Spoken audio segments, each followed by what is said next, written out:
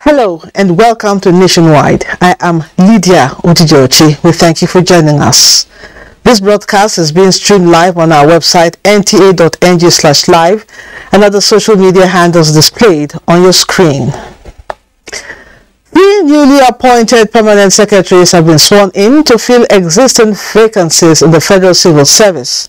President Muhammadu Buhari performed the swearing ceremony before the weekly meeting of the Federal Executive Council. Those sworn in are Lydia Shehu Jafiu from Adamawa State, Udo Okonkwo Kanem, Akwa Ibom State, and Farouk Yusuf Yabo from Sokoto State. The new permanent secretaries emerged from a rigorous eligibility exercise conducted for directors in the Federal Civil Service. It comprises written examination, ICT competency test, as well as an interactive session with a broad spectrum of stakeholders in the public and private sectors. The newly appointees represent states where vacancies existed. President of the Senate Ahmed Lawan has observed that the current security situation in the country has assumed frightening dimensions and calls for a review of strategy. Senator Lawan was speaking at a meeting involving principal officers of the Senate and heads of security agencies, where the senators urged the security agencies to ensure drastic and remarkable changes in the security situation in the country.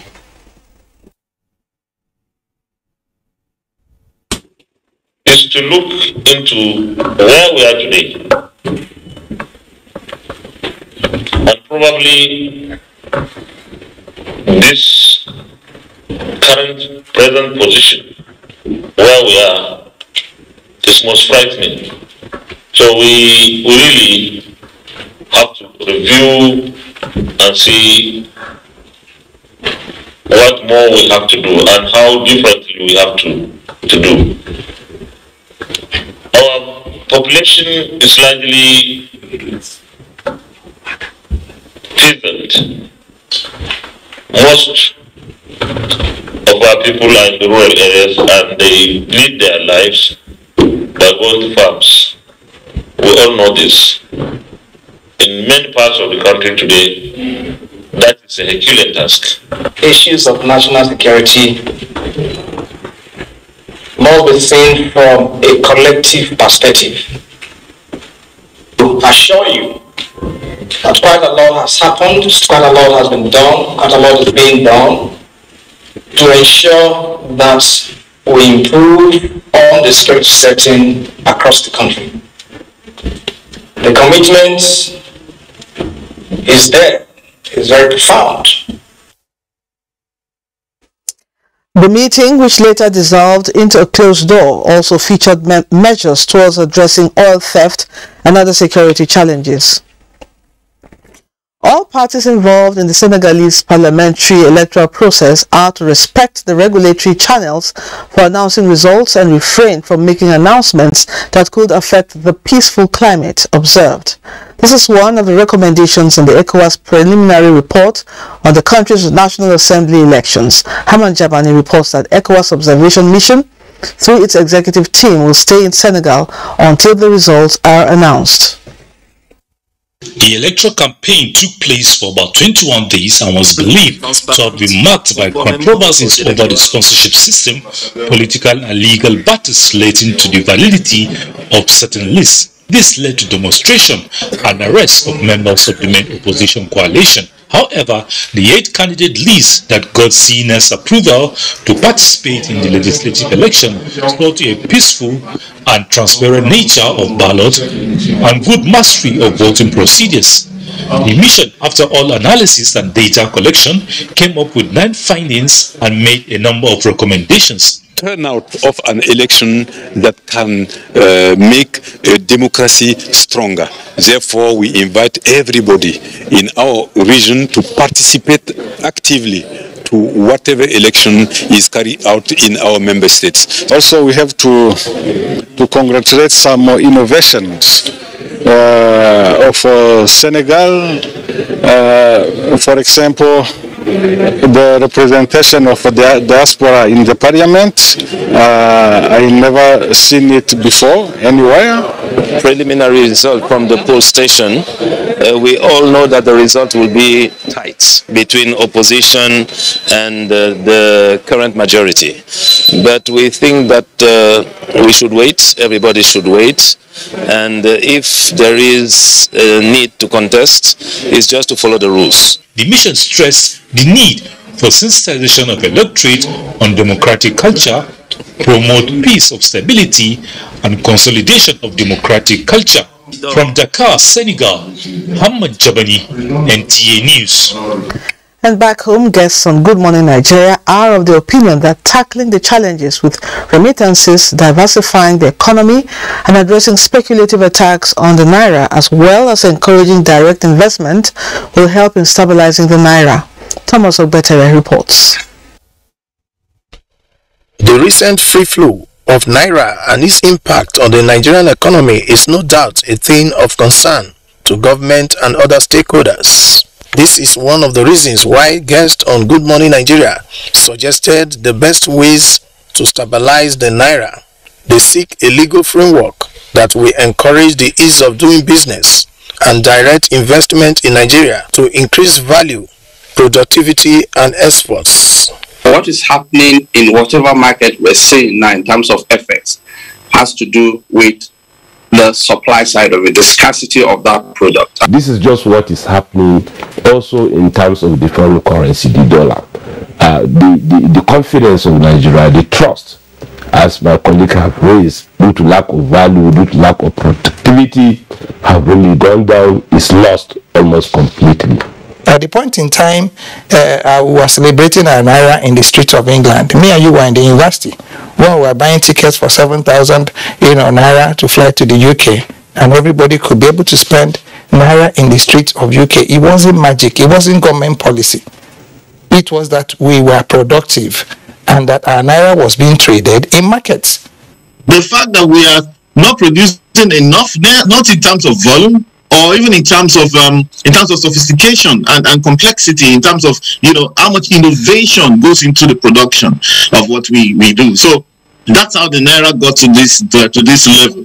Guests also noted that Nigeria must avoid policy somersaults, ensure proper regulation of all sectors of the nation's economy, and work on the nation's demand and supply value chain to stabilize the Naira. In Abuja, Thomas Ogbetere, NTA News. Report by the United Nations on Trade and Development has estimated that Africa loses more than $88 billion annually to illicit financial flows, and 30% of these losses is attributed to Nigeria. To bring an end to it, the Independent Corrupt Practices and Other Related Offences Commission with the Society of Women Accountants of Nigeria gathered stakeholders to brainstorm on how to fight corruption through enhanced accounting system in the country.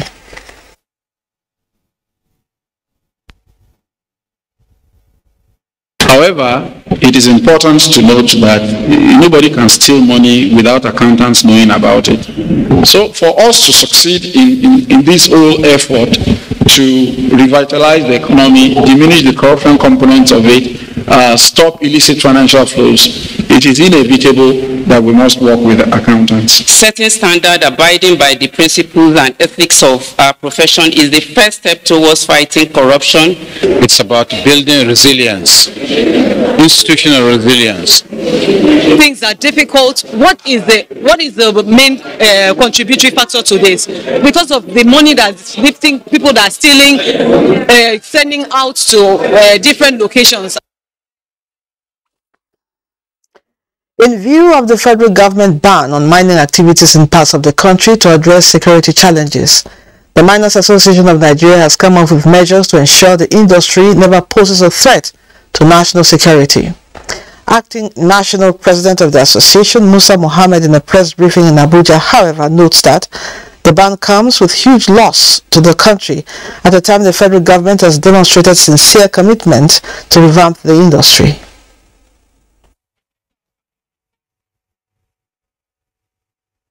Under an executive order, foreign nationals be prevented from entering mining sites during the period of national security emergency. Government through the funding agency will engage Miner Association of Nigeria men to review the conditions to assess the various intervention facilities meant for the sector by the intended small-scale operators or unlock them to facilitate the equipment leasing gap in the identified mining cluster as a backward integration strategy for the established mining cluster by concept. Also appeal to the Ministry of Mines and Steel Development to activate its Security Joint Task Force in order not to allow terrorists use mining sites as hideouts, as well as empower miners with loans already provided by the federal government. You're watching Nationwide, and we're going to Lagos now, and Michael is standing by with more reports. Hello, Michael.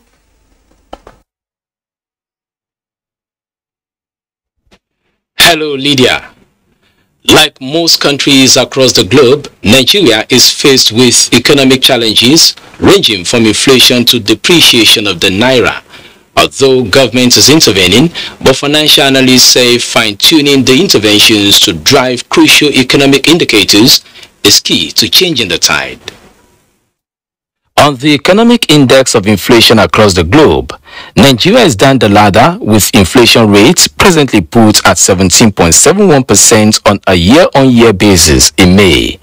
It is an encouraging statistic, but while the country's huge potential is constrained, is due to factors ranging from limited capacity to exports. The government can also intervene by reviewing some of the import tariff on some of the critical items around energy, around food processing, around equipment. In the face of this, Nigeria is re-strategizing to meet up with its production quota of 1.8 million barrels per day, while ironically projecting to climb up to 6 trillion naira for subsidy payable on fuel this year.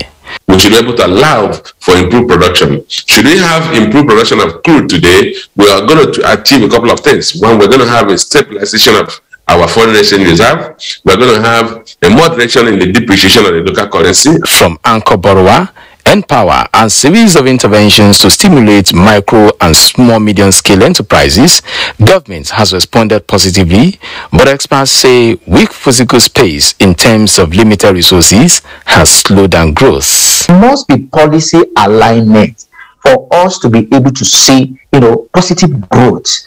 As a matter of urgency, experts say initiatives that can boost the strength of the naira can change the narrative. We have an inflow of $29-30 billion diaspora remittances annually. What we are counting officially is about, $6 billion now? So why can't we harness that? Another area of tremendous growth is in infrastructure, with the success story in the rail subsector a reference point.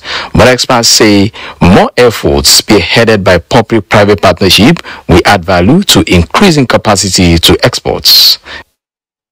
A book that chronicles the struggles and successes of a corporate guru who rose from managing the storeroom in an oil company in Warri to becoming a global executive suit at The Hague in less than 2 decades has been unveiled to the public. Amaka O reports that the book, titled From Storeroom to Boardroom, is an autobiography by former Chief Executive Officer, Nigerian Liquefied Natural Gas, Babs Omotowa. I learned from my father that it was better to focus on a few things and do them exceptionally well than to do many things and perform below par. That was veteran broadcaster and former staff of the Nigerian Television Authority, CNN Orwell Brown, reading aloud lines from the 254-page book titled From Storeroom to Boardroom, written by former Chief Executive Officer of the NLNG, Babs Omotowa. The book highlights the author's wealth of experience, which he uses to reinforce certain leadership principles. He believes there is need to harness untapped potentials in Nigeria's gas sector. The potential that the country has, I would say we are punching way below our weight, because we should by now be producing at least 4 million barrels a day of oil, and even at the last check we were doing less than 1 million barrels of oil. The 10-chapter book is a fascinating read and an autobiography that captures courage, honesty and integrity, as well as relationships. God's personal and professional integrity and his leadership by example, I believe in part, is what propelled him to the very peak of his career. He made us realize that Nigeria is an important country and we should work not for ourselves but for the betterment of the country. As anything that documents examples that are good, is something that is worthy of being commended. There was a panel of discussants made up of close associates to the author from the oil and gas industry who shared experiences in tackling challenges and transforming the sector. The author, Babs Omotowa, is said to be one of the few Africans appointed to the position of Global Vice President for shell companies across the world. In Lagos, Amaka O, NTA News. Do not forget to follow this news broadcast live on our website at nta.ng/live and on our other social media handles displayed on your screen for updates. Time for your song messages, and when we return, Nationwide continues from our Enugu Network Center. Please stay. The Nigeria Police Force, in conjunction with Solar Security and Consult Company, is organizing a series of election security management workshops in the 6 geopolitical zones. 2023 general elections, enhancing national security capacity for the secure and credible electoral process in Nigeria. Date, August 4th to 8th, 2022. Venue, International Conference Center, Abuja. Time, Day 1. The opening ceremony is at 10 a.m. on Day 1, August 1st, 2022. Day 2, 8 a.m. to 5 p.m. The speakers will handle various topics, among which are police preparedness for 2022 general elections, election threats in Nigeria, interagency collaboration, managing officers' mental health, legal, media, and electoral offences and punishment issues. Special guest Major General Babagana Munguno, National Security Advisor, Chief Police Ali Baba, Inspector General of Police. Expected participants include stakeholders in election security management in Nigeria. For inquiries, please call any of these numbers: 0812-001-0000 or 0803-717-4527. Announcer, Solar Security and Comfort Company Limited. Ooh, this food is delicious. Can I have my bitters now? Okay.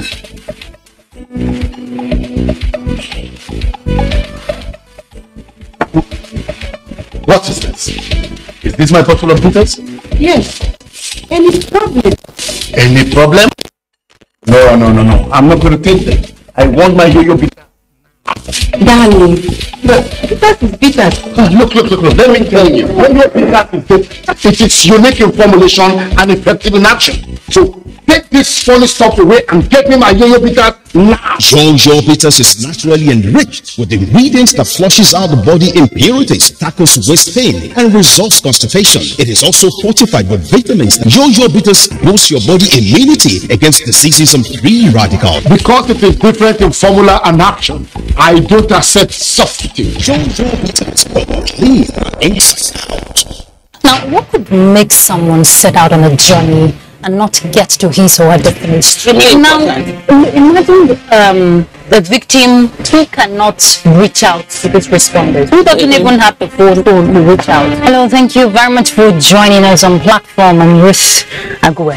And the girl, especially if the girl is a minor, she's not yet 18 years, if she gets pregnant, realize that such girl is sent out of school and the boy is left in school. Just park to pick the call. So how much sensitization is the FRS? I don't agree. A lot of people are just deaf.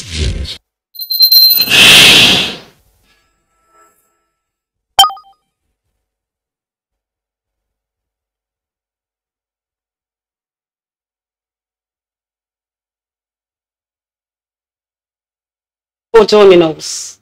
A total of 174,215 persons and businesses from the Southeast have benefited from the Micro, Small, Medium Enterprises Survival Fund and Guaranteed Offtake Scheme initiated by the federal government to support micro and small businesses in Nigeria. Chika Ugu reports that this was revealed in a town hall meeting organized to highlight the scheme's achievements around the country. The Micro, Small and Medium Enterprise MSME Survival Fund and Guaranteed Offtake Scheme is an intervention by the federal government under the Nigerian Economic Sustainability Plan to stimulate the economy after the lockdown occasioned by COVID-19 pandemic by providing opportunity for MSMEs through grants. This town hall meeting reveals that the implementation of the survival fund across the 5 tracks yielded positive results. The Federal Ministry of Industry, Trade and Investment expresses its appreciation to His Excellency President Muhammad Buhari for the approval of the various interventions for the growth and development of the economy.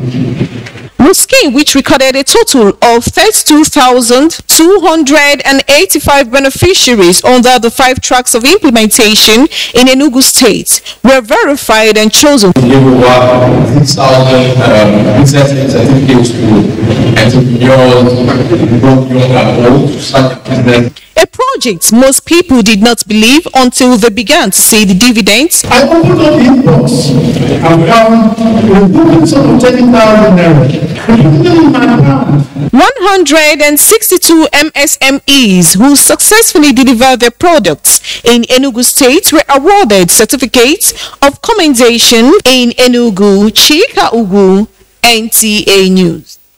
As part of efforts to build capacity through sharing of knowledge and ideas, concerned value chain actors of the International Fund for Agricultural Development IFAD assisted project have visited a sister program of livelihood improvement family enterprises projects, Life ND in Abia State. Steve Lunai Nwokolo reports on a 3-day visit.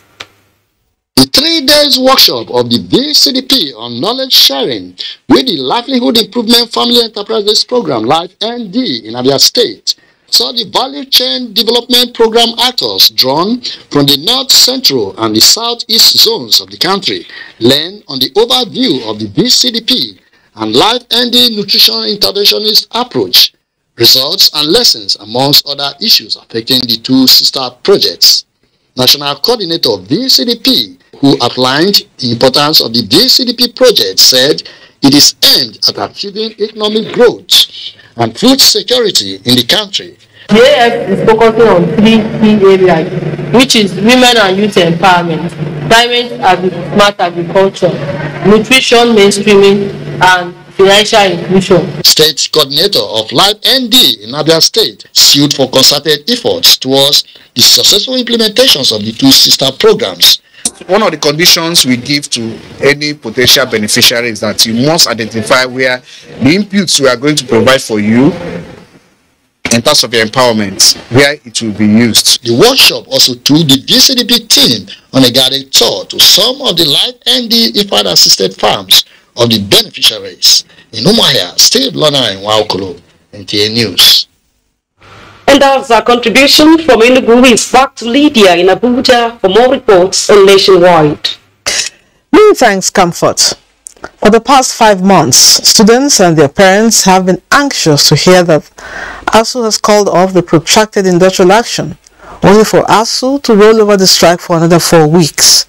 The union claimed the period is to give government more time to address the contending issues. In this report, Abdullahi Musa Suleja takes a look at the implication of the unending strike. The contentious issues between government and ASU have been in public domain. Talks between the two have been on, but students of public universities remain at home for long, enough to cover an entire session. While private universities operate for people who can afford the fees, average parents are left with option of public universities that have lean vacancies, considering the high number of admission seekers in the country.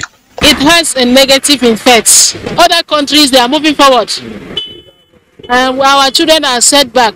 The extension of strike for another 4 weeks is described as one disaster too many. It's really unfair, and the parents are really not happy about that. There's no money. There are a lot of problems that this crisis has caused. The students' lives are being destroyed morally, psychologically, and every form of development is being truncated. I'm tired. I'm tired of this whole strike thing. I want to go back to school. Almost on every account of its industrial action, ASU extracts some sort of financial commitment from the government, and this seems to constitute some kind of win situation until the next strike action. My plea here is ASU should make a better consideration. Federal government should make the best of all consideration. There are 2 million young people released into the community, and then these 2 million, uncontrolled energies, so you have rape, you have armed robbery. Certainly, observers are keen to see the resolution of this unhealthy development in Nigerian university system to enable the institutions compete favorably with their counterparts in the world. Abdullahi Musa Suleja, NTA News. Meanwhile, there is an outcry regarding the lingering ASU strike, which many say is affecting the mindset of students for being idle. Let's hear their reactions. Okay, ASU will strike. It's bad. The future of the country is being bastardized. The future of the progress of the country is they are making things so worse. People who are about to graduate, but because of the ASU strike, they've been at home for extra 6 months or thereabouts. And yesterday when I heard about the extension by 4 weeks, I wasn't happy because, like I told you, I have somebody who was supposed to be graduating very soon, but due to the ASU strike, they have to still stay home longer than necessary. When people say government, it's not government only. With the lecturers, because I heard that one of the problems that was persisting was that lecturers were not ready. Mostly the profs, they be in the IPPS pay system. They're supposed to be. Because also that has also an effect that one lecturer will be having lectures in about 5-7 universities. It also has dampened on the employment rate of the new graduates. Among the students, I had a friend during an ASU strike in 2001 or 2000 or thereabout. He became depressed. Rather than allowing the students to stay on for 5 months, whereby a lot of things are going on, the student morale, the student brain, the student academic performance will not be the way it used to be before. Improvement in trade dispute resolution mechanisms through the implementation of already domesticated international labor standards formed the basis for a capacity workshop organized by Industrial Arbitration Panel in collaboration with the International Labour Organization (ILO). 8 core ILO conventions in advancing social justice and promoting decent work have been revisited for stability in the workplace. Emmanuel Ayimiro reports. Of recent, many agitations have led to industrial unrest, where alternative dispute resolutions have failed to resolve such issues. This is aside major factors like technology, demography or climate change, globalization and labor market correctly impacting on jobs and workers. Discussants at the workshop say the only way out is through the application of relevant labor standards to prevent crisis in the world of work. And it is this world of work that keeps changing. And because it keeps changing, we may, for instance, have to fall back on best practices, on standards, as may be enjoined by ILO. We know that through social dialogue, a lot of our challenges can actually be tackled when we come together as honest parties to the conversation. The need for the passage of pending labor bills at the National Assembly to guarantee the exercise of fair labor practices at the world of work also re-echoed. The 4 bills mentioned by the chairman, I want the House to look at it and also call on my minister to look into that, to ginger that committee to submit the report and send to us for further legislative duties. Sometimes, even people who are versed in labor matters, they don't equip themselves with the contents of the Trade Dispute Act. Going forward, all stages of dispute resolution mechanisms are expected to be duly explored to avoid industrial crisis. Emmanuel Ayemiro, NTA News. With the introduction of Basic Education Service Delivery for All, the Kebbi State Universal Basic Education Board has not recorded any case of school dropout across the state. This was disclosed by the Executive Secretary of the Board, Professor Khalid Suleiman, at the flag-off ceremony of Best Star Claims by the National Bureau of Statistics in Birnin Kebbi. Usman Abdullahi Shehu reports. The occasion marked the commencement of enumeration and verification exercise of the State Universal Basic Education Board BESDA program with the objective of improving equitable access to basic education and literacy for all. The executive chairman of the board, Professor Khalid Suleiman, said the program has continued to strengthen accountability and yielding fruits. They are here to verify all activities that we have conducted and things that we put in place to reduce to the barest minimum the number of out of school and other programs that we put in place to strengthen the system. The State Commissioner for Basic Education, Muhammadu Magawata Aliru, said government is committed to improving the education sector as over 27% of the state's 2022 budget was allocated to it. The State Officer, National Bureau of Statistics, Saidu Saleh, and the Executive Secretary of the board, Umar Hassan, comment on the development. All the local governments are going to bring our service to do justice to all what you have mentioned here. I'm sure the caliber of something like here we are going to attend a far district training. It is gladdening to point out here that out of the 17 participating states, Kebbi State stands the highest in terms of reduction of out of school children. The occasion was attended by stakeholders from the educational sector within and outside the state. In Birnin Kebbi, Usman Abdullahi Shehu, NTA News. Thank you for staying with us. We now join Asma'u in Sokoto for more reports. Hello Asma'u, it's over to you. Media, good evening and welcome to Sokoto. Governor Aminu Waziri Tambol has directed the Governing Council of the Shehu Shagari College of Education, Sokoto, to convene a meeting and plan for immediate reopening of the institution for academic activities. Dalhatu Abdullahi reports that Tambol gave the directives while receiving a report of the committee set up to investigate the immediate and remote causes of students' unrest in the college.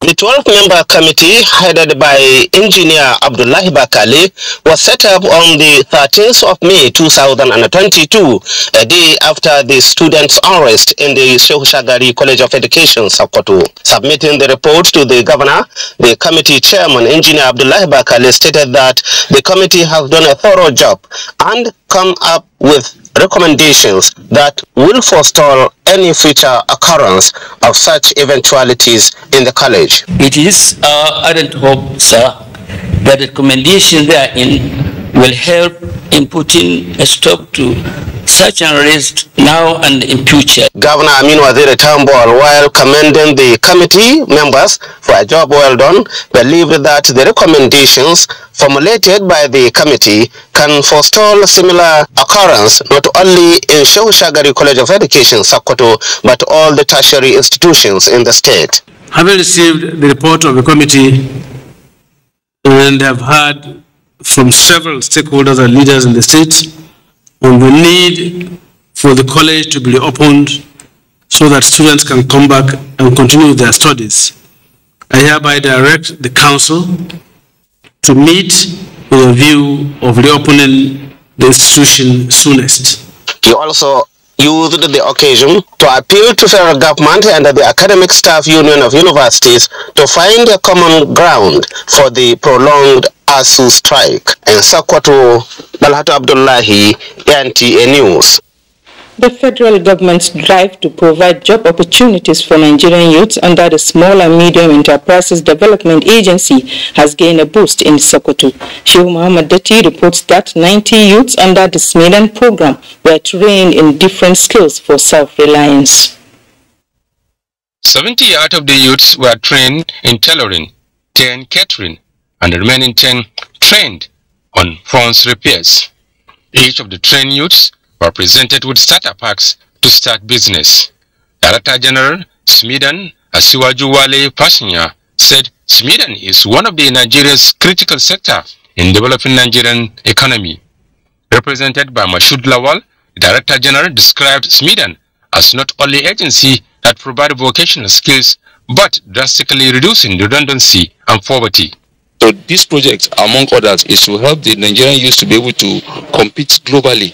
Anywhere they go, they will be able to run their businesses and be able to do very well and be one of the best. Manager SMIDAN Sokoto office, Maaz Muhammad Barau, challenged the beneficiaries to take advantage of the opportunity to become self-reliant.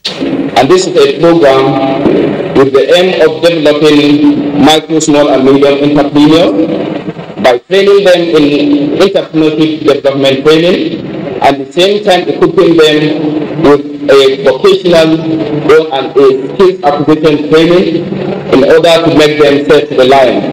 Asma Abdul Rashid and Muhammad Bello, who are among the trained youths, said they have benefited immensely. I learned so much about tailoring. Relevant stakeholders that include Export Promotions Council and SOSMIDA and the State Ministry of Commerce admonished the youths to make good use of the starter packs given to them. The youths were drawn from the 23 local government areas of the state. In Sokoto, Show Muhammad Datti, NTA News. And that is our package from Sokoto. Do not forget to follow this news broadcast live on our website at nta.ng/live. We'll take a short break, and when we return, there will be more news from Benin. Good evening. Pleased that the Buhari-led administration has made remarkable progress, like Lafia Transmission Station nearing completion. Africa does not need charity, but partnerships that will promote the adequate investment with the cooperation of all. Sharing firsthand the experiences of reporters on the field as they bring to you weekly the beauty of Nigeria's diverse culture and the economic potentials therein. The Correspondence, development through the eye of the grassroots, showing every Monday at 1:30 p.m. on the network service of the NTA, with a repeat broadcast on NTA News 24 and NTA International. Join us. Nigerians, elections are here again. Let us shun violence. Let us play the game according to the rules. Do not be a thug. Say no to violence. Let's rise and defeat violence, crime, and sabotage against the peace of our nation. Nigeria is the only country we have. We must do everything to keep it united. We must avoid any act that promotes hate and disintegration. Say no to separatist movement, terrorism, fake news, hate speech, religious bigotry, and any act that tends to divide us as a nation. Watch out for strange gatherings and suspicious movements. Restrict access to sensitive documents and data, the disclosure of which may damage national security. Educate your staff and family, particularly on measures to safeguard information and report security breaches. Apply relevant legal security guidelines to protect yourself and your neighbors. Due to misinformation and wrong choices, some idle persons resort to vices in their greed to get rich quick. They resort to kidnapping, killings for rituals, and other heinous crimes. Avoid wrong use of the social media. Before you broadcast that false message, think twice. Ask whether it will promote peace or violence. For safety at home, still be security conscious. Educate your household on safety tips. Report all suspicious movements and persons to the security agencies nearest to you. Be a good citizen. Be patriotic. To pass security information, please call 0813-222-2105, 0915-339-1309, 0908-837-3514, or send a mail to dsspr@dss.gov.ng. This message is from the Department of State Services, DSS.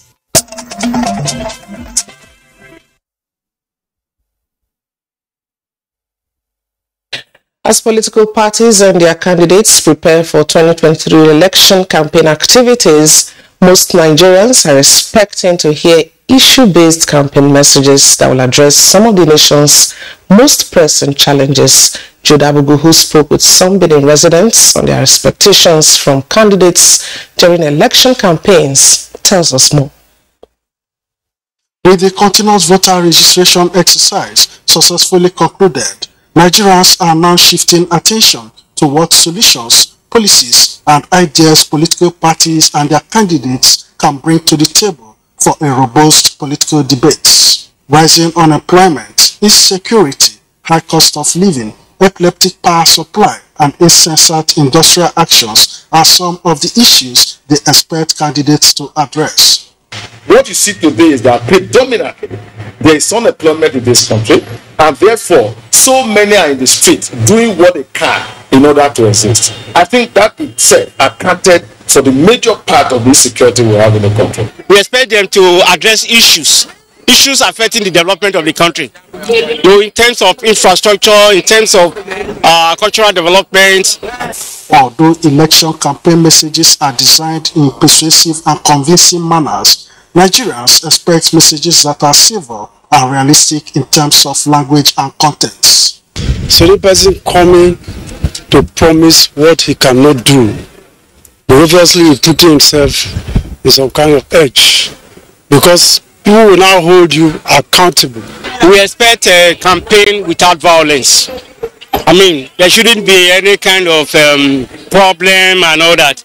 Campaigns for presidential and National Assembly elections are expected to commence on 28 September, while that of governorship and state assembly elections commences on October 12 this year. In Benin, Jude Abugu, NTA News. Governor Godwin Obaseki has identified mismanagement of resources as a major problem militating against the economic growth of the country.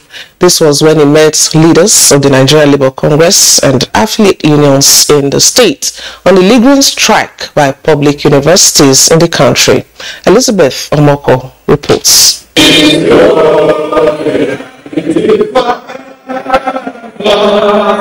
The meeting is a fallout of the peaceful solidarity protest by the unions in the state a few days ago over the federal government's delay in addressing the demands by the university-based unions. Governor Obaseki sees labor union in the state as partners in progress, hence he is grateful to the leadership of the state council for the peace his administration has achieved. He promises to join hands with relevant stakeholders to do all it takes to manage the affairs of the country. State Chairman of Labour Union, Chief Olaye Odio, is thankful to the governor for the recent implementation of workers' salary and for creating a conducive environment for workers. In Edo State, under my leadership, we wrote to Mr. Governor over the suspension of union activities in some schools. Today we met with him. The matter we have deliberated on it successfully, and in a very short period it will be a thing of the past. The Academic Staff Union of University rolled over its ongoing strike by another 4 weeks after 5 months of industrial actions. In Benin, Elizabeth Omoko, NTA News. And Lydia, we are done from here. It's back to you. Thank you so much. African security challenges can only be solved by Africans through joint efforts by security agencies and civilians living at the rural areas. Nigeria's Chief of Defense Staff General Lucky Irabo and the President of Rwanda, Paul Kagame, made the assertion at an event marking the 30th anniversary of the National Defense College, Abuja. Defense correspondent Ismail Musa reports. Nigeria, just like many other countries in Africa, is faced with diverse security challenges. These threats range from terrorism, banditry, and secessionist agitation, amplified by proliferation of small and light weapons. To complement ongoing efforts to stem these threats, citizens at the grassroots must provide timely intelligence reports to security agencies. There is therefore a need for members of the larger society to see security challenges in Nigeria as a collective responsibility. Citizens must themselves stay away from crime and report persons who engage in criminal pursuits. All All government agencies must use their medium of influence to remind Nigerians on the need to be more security conscious. The executive and the judiciary could also improve strategic communication and reduce institutional bottlenecks. Therefore, we need to think out of the box and develop strategies that will enhance security and national development in Nigeria. President Paul Kagame of Rwanda charged African countries to see the war against insurgency as an internal and a collective responsibility rather than resorting to external help. We must work closely together within our different organizations and also bilaterally to tackle those threats in a holistic manner. We can work with external partners, but ultimately Africa has to be in the lead to ensure continuity and good results. The event is part of ongoing activities marking the National Defense College 30th anniversary. From the National Defense College in Abuja, Ismail Musa.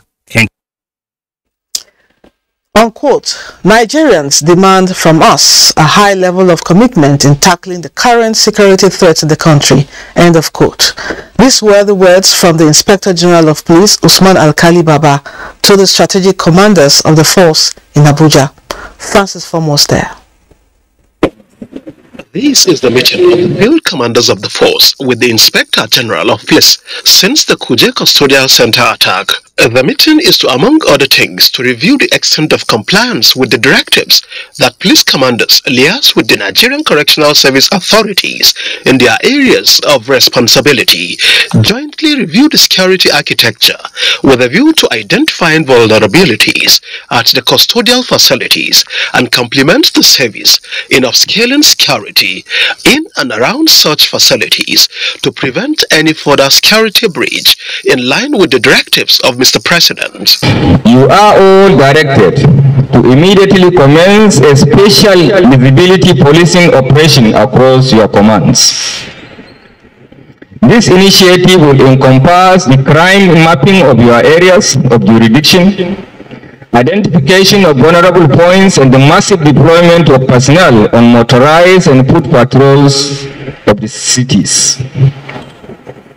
The initiative also involves the utilization of intelligence to undertake targeted raids on criminal cells. Another issue on the table for deliberation at the meeting is the National Security Council's resolution on the documentation and streamlining of the operations of commercial motorcycle and tricycle riders across the country as part of the national initiative that are directed at addressing current and evolving national security threats.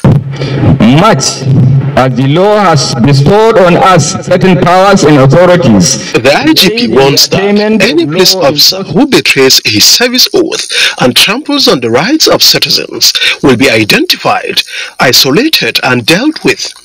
Francis from NTA News. Meanwhile, Kogi State Governor Yahaya Bello has warned traditional rulers, politicians and security personnel with criminal tendencies to either vacate the state or face the wrath of the law. The governor read the Riot Act during a security meeting with stakeholders at the Government House, Lokoja. Correspondent Solomon Alidein reports. The security meeting at the instance of Governor Bello is in response to a security breach that led to the death of 3 police officers and 5 local vigilantes in Ajaokuta local government area last Saturday. He described security as everybody's business, stressing that his administration will not relent in its responsibility of protecting and securing the lives and property of the people. He urged traditional rulers, local government chairmen, security operatives, and other stakeholders to partner with his administration to keep Kogi State safe.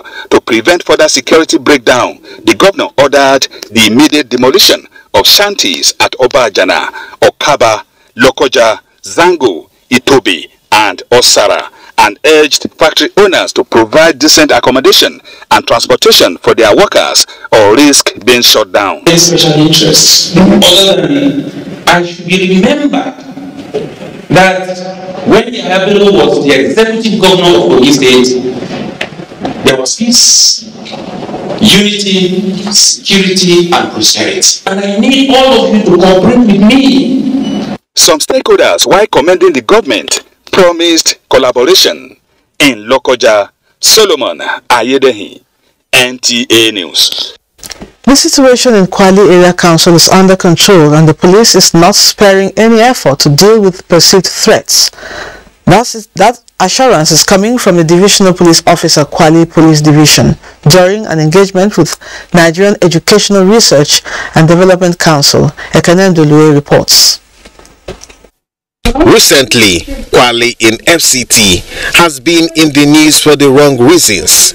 Stories of kidnap, threats of terrorist attack, and closure of FGC Kwali are all indications of breach of security, spreading fear across the FCT. The man in the thick of the action, DPO Kwali Police Division, says collaborative efforts with vigilantes and members of the community have produced positive results. Sincerely speaking, for now, Kwali is calm. We have a lot of intelligence gathering from all the angles, which immediately when we receive them, we respond, whether in the night, in the day. Indeed, security is a collective responsibility, and NERDC is not taking a backseat. For starters, they are presenting the police division with a computer and printer as they seek other ways to assist the police. Yeah, so the whole purpose of the meeting is to actually have interaction with the police and to assure them of our cooperation, and also for them to give us the assistance in whatever form. Intelligence information from the public will go a long way in stemming the tide of insecurity, says the DPO as he drives away to continue his job. NTA News. The acting Corps Marshal, Dauda Ali Biu, has issued directives to the 37 sector commanders to commence with immediate effect full force enforcement on any motorcycle seen without appropriate registration. A statement by the Corps indicates that the directive is to comply with federal government's order on clamping down of unregistered motorcycles on Nigerian roads. The order was necessitated by the state of insecurity and the need to curb it by bringing to a halt the continuous operations of these categories of vehicles without registration on our roads. As part of efforts to ensure safe operational costs, promote principles of ethics and integrity, the Hydroelectric Power Producing Areas Development Commission, HYPADEC, is training its management staff in the Accounts and Administration Department of the Commission. The two-day workshop held in collaboration with the Independent Corrupt Practices and Other Related Offences Commission, ICPC, and Ahmadu Bello University Consultant Services is aimed at ensuring effective service delivery and a corrupt-free entity. Fatima Usman reports.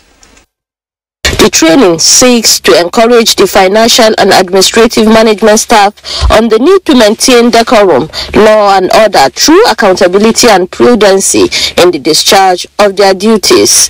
The initiative is expected to expose the participants to the role of ICPC in the fight against corruption and promotion of moral values, budget and budgetary process as a tool for financial discipline. It is also aimed at keeping them abreast on guiding fiscal policies and due process in HYPADEC to ensure functional and corrupt-free entity. We started with a series of training.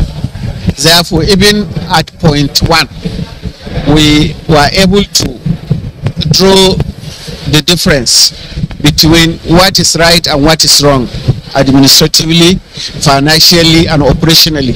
One of the things that actually handicaps a lot of MDS in service delivery is the inability to conform to rules and regulations. Training always is very, very handy to MDS to actually overcome this kind of issues. 7 core value is encapsulated in national ethics and integrity policy. All Nigerians are expected to imbibe these values so that we will have a moral value in our society. In Mina, I'm Fatima Usman, NTA News. Now join Cynthia Ogun for sports update. Botswana's Wesley Tebogo became the fastest man of the World Under-20 Championship for using a jaw-dropping display of sprinting to smash his World Under-20 100 meters record and retain his title in 9.91 seconds to win gold in Cali, Colombia. Wesley successfully defended his title ahead of Bowerchi Mokreme of Jamaica, who ran a national junior record of 10.02 seconds to come second. 7 female athletes and officials are set to represent Nigeria at this year's West African Karate Championships in Burkina Faso. The athletes who arrive Burkina Faso Tuesday are expected to join other countries for the 5-day tournament scheduled to begin Thursday.